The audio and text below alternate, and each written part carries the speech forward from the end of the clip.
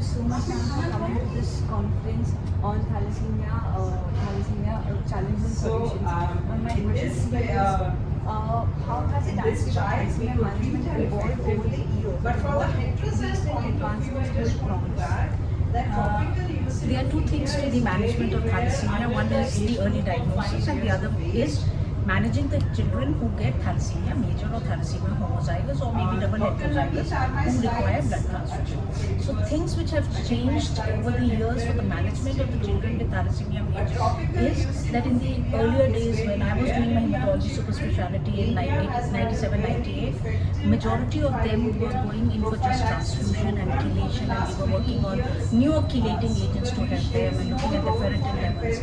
And those days there was HPLC came into India in the early 90s. Before that, it was just electrophoresis and A2 estimation by Cephedex column chromatography or cutting out the HPLC and eluting the A2. So today in the diagnostics also things have improved. We have the variant to HPLC for the diagnosis along with the red cell indices. We work on that. Or today we have a more rapid capillary zone electrophoresis which also gives the similar results as the HPLC. So in the diagnostics that has changed, and in the management today, for the last many years we've been having bone marrow transplant, then we shifted to stem cell transplant which was easier to do, and then even cord blood transplant from the thalassemia major baby is born and the second baby is born with the thalassemia trait. So the cord blood of that baby is kept.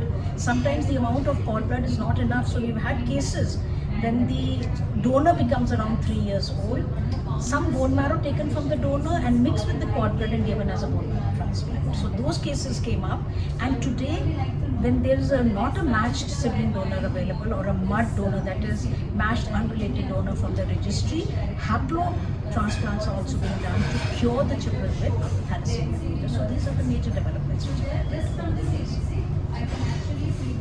Thank you so much, ma'am, for sharing your insights and experience, because in this we all want to create awareness around this crucial issue. Thank you so much for coming to this platform and giving your time and experience. Thank you.